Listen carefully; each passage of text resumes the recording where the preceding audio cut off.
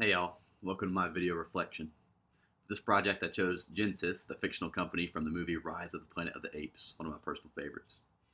In this vlog I'll be discussing the processes I used to create both an incident report and a press release for this company.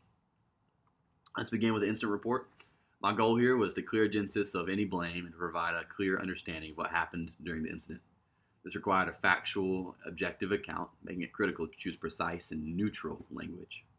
I also included specific recommendations to help Genesis avoid similar situations in the future, hopefully demonstrating their commitment to both improvement and to safety. The challenge here was to remain objective without sounding too defensive or evasive. I didn't want Genesis to be seen as insincere. Therefore, I didn't desire to assign blame to any one particular party. However, I wanted to still acknowledge the seriousness of the incident and the events following it. Therefore, this required me to find a way to professionally balance transparency and the company's own vested interests. One of the ways I feel like I showed this well through objective, neutral, and factual tone is when I stated this.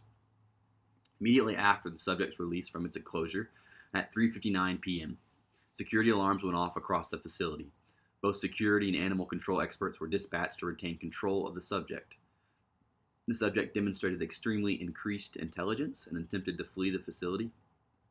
The subject managed to breach a meeting room full of potential investors, leading to a further frenzy. However, the security team was able to neutralize the threat through the use of dispatched firearms before it could cause any further harm. This led to the eventual extermination of Chimp 9.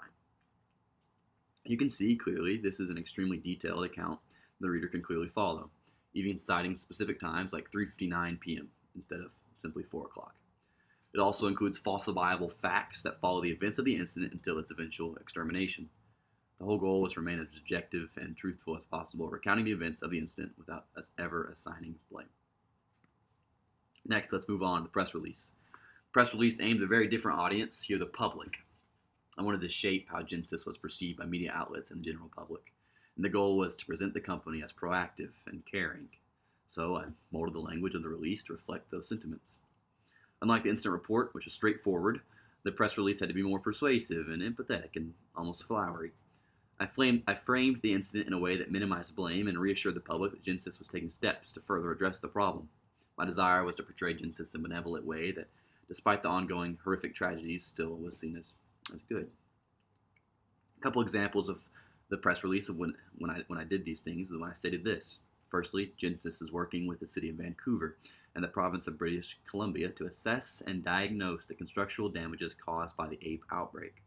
Genesis will assist in the repair of the city and nearby areas to the utmost of its ability.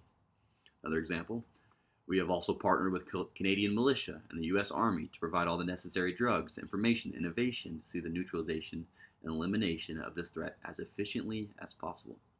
Lastly, I think one of the best says this. Genesis has suspended multiple ongoing research projects to mobilize research staff, facilities, and medical equipment to create a sufficient and effective solution to this outbreak. We are confident that we will be able to assist in a swift answer to this incident.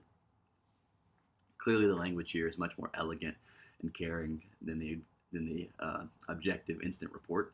There's no reference of wrongdoing or fault, only Genesis swooping in as the proverbial savior of the situation. Much more flowery, much more elegant, much more kind. Overall, I really enjoyed this exercise. It was fun and a little bit silly at times. And personally, I also feel it helped me think about how I might use these communication forms in my future career. I desire to enter vocational ministry as a pastor, and I realized that crisis communication could be just as important in my field as it is in corporate settings. And while I hope, with God's help, never to face such a situation, I now feel much more prepared to communicate with clarity and empathy in a caring way should such a situation occur. With that, thank you for watching, and I hope you have enjoyed my video reflection.